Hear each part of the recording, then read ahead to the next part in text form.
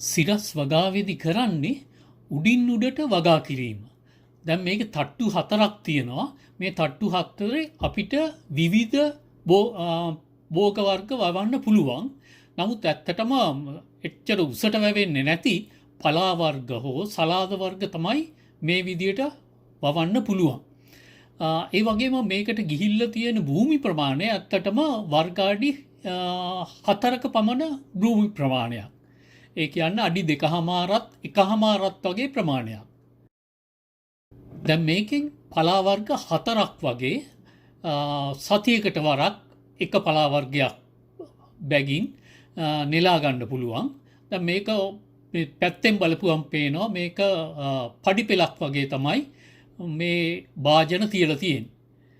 දැන් මේක මේ විදියට ඉතා සරලව ලී වලින් හදාගන්න පුළුවන් ස්ට්‍රක්චර් එක. අඟල් 2යි 3යි ලීයෙන් හදාගන්න පුළුවන්, නැත්නම් යකඩ වලින් හදාගන්නත් පුළුවන්.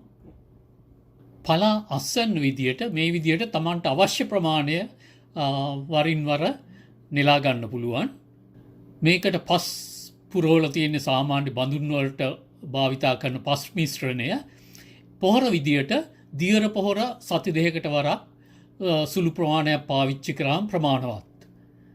දියර පොහොර වලින් අවශ්‍ය පෝෂණ පදාර්ථ ඔක්කොම වගේ ලැබෙන නිසා අනිත් පොහොර වලට වඩා දියර පොහොර පාවිච්චි කරන එක වැදගත් වෙන්න පුළුවන්.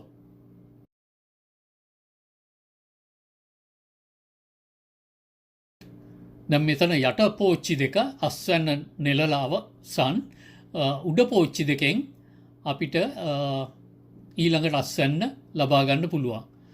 සාමාන්‍යයෙන් සති දෙකකට සැරයක් වගේ පලා කපන්න පුළුවන්. එක එක જાතියේ පලා වර්ග කපා ගන්න පුළුවන් මේ විදියට වගා කරගත්තොත්. ඉතින් බැල්කනියක වුණත් මේ විදියට වගාවක් ඔබට අරඹන්න පුළුවන්.